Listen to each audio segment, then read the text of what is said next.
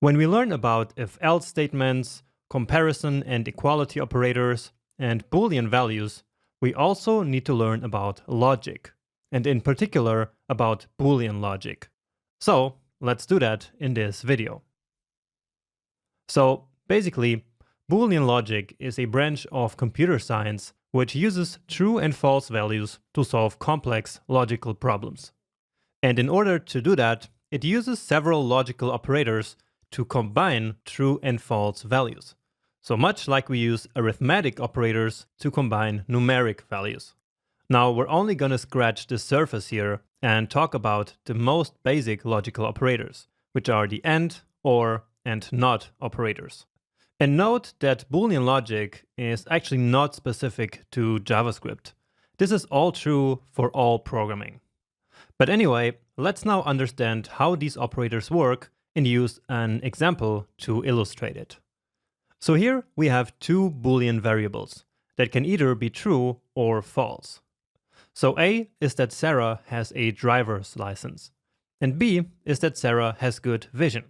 So both of these are of course conditions that can be true or false, because Sarah could have no driver's license and she could have no good vision, right? And of course, on the other hand, she could also have a driver's license and could have good vision. Now, using the AND operator, like A and B, we can combine these two Boolean variables like Sarah has a driver's license and good vision. Okay, but now what will be the result of this operation? Well, for that we use a so-called truth table, which looks something like this. Here we have the two possible values for each of the variables A and B, which gives us 4 possible combinations of results. And so then all we have to do is to plug in the value of our variables and get the result of the AND operation from this table.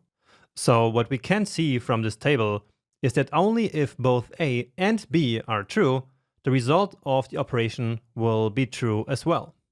And that makes sense, right? After all, it's called the AND operator. And so again, what the AND operator does is to return true only if both A and B are true. In all other situations, if either A or B are false, then A and B will also be false. And we can also generalize this to more operands, so to more than just two values. We could do A and B and C, and the result would be true only if all of them are true. And if one of them is false, then the result is immediately false as well. Now, I know that all of this might look a little bit confusing, but don't worry, we will have an example a little bit later in this lecture, and we will also use this in practice in the next one. And after some practice, you will internalize all of this, and you won't even need any truth tables. Now, moving on the other hand, we also have the OR operator, which kind of works in the opposite way. So with our current example, we could use the OR operator to determine whether Sarah has a driver's license or good vision. And just by thinking about this, we can already intuitively imagine that the OR operator will be true if just one of the variables is true. And in fact, a look at the truth table confirms exactly that. So unlike the AND operator and the OR operator, even if one of the variables is false, the outcome will still be true. Or in other words, if either A or B is true, then the OR operation becomes true as well. And that's why it's called the OR operator. And once more, if we have multiple variables, it's enough for one of them to be true to make the whole operation become true as well. Okay, I hope this makes sense. And once again, I can assure you that it will make sense once we start using this in practice.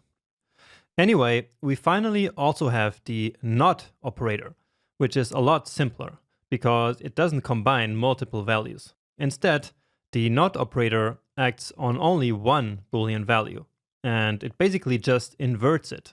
So if A is true, it will become false, and if it's false, then not A will become true. Simple as that. And that's basically how these 3 most important logical operators work. But of course, the best way to understand it is to use a more practical example. So let's go again back to using the age, and this time we set it to 16. And then we have our two Boolean variables. The first one is age is greater or equal 20. And the second one is age is less than 30. So let's determine the value of each of them. So if age is 16, then age is greater or equal to 20 must be false, right? And of course it is. And age is less than 30 is true, because 16 obviously is less than 30, okay? So that's the baseline basically, and now we will start to combine these variables a and b using some logical operators. So the first exercise is the not operator, so not a. And we know right now that a is false, right? So the result of not a, as we just learned, is true, because all it does is to invert the logical value of the variable. Next one, we have a and b. And we already know that a is false and b is true. So I'm just putting these values here again to make it a bit easier to follow, okay? So we have basically false and true. So from a look at our truth table here at the right side, we can easily determine that the result of this must be false. And so that's exactly what we learned before. So when we have the AND operator, it's enough for one of the operands to be false to make the result of the operation also false. Now we have A or B, and so let's check out the truth table in this case. And so in this case, we actually get true. And so this shows that it is enough for one variable to be true for the whole expression to be true as well. Next up, let's check not A and B.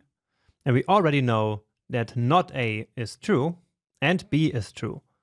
And so this time, for the first time, we are combining multiple operators here.